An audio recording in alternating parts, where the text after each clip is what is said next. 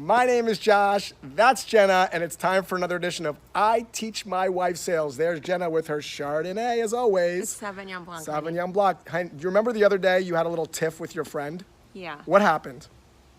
Well, lately, I've been when I'm on the phone with my girlfriend, who I speak to several times a day, this has been a problem reoccurring, that I'll explain to her a story, something that happened in my day or something that happened in my life. And as you know, when you're talking to your best friend, you can't wait to hear what they have to say and give you some feedback.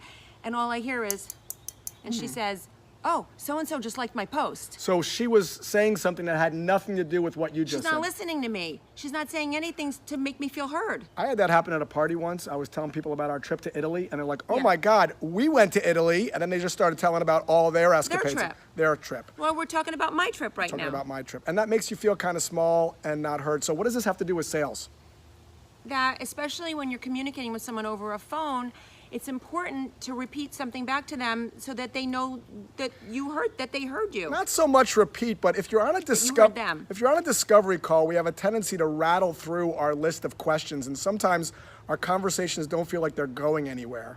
So what we could use is something called an expansion question to get to the heart of the matter and to make our prospects feel like we're really listening to them. Let me give you an example. If a prospect were to say to you, we've had a challenge with other vendors. That word challenge is a great opportunity for you to expand it. Tell me a little bit about those challenges. What did you bump into? Go a little deeper. Yeah. Or if a prospect said to you, we've had some problems being able to book 5 to 10 meetings per SDR per month, rather than going to the next question, tell me a little bit about those problems. What have you tried? What are you bumping into? What are you seeing?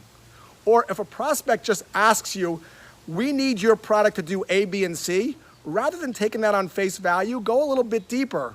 May I ask, why do you need the product to do A, B, and C? Oftentimes you'll find the real root of the problem deeper in the veins as you dig.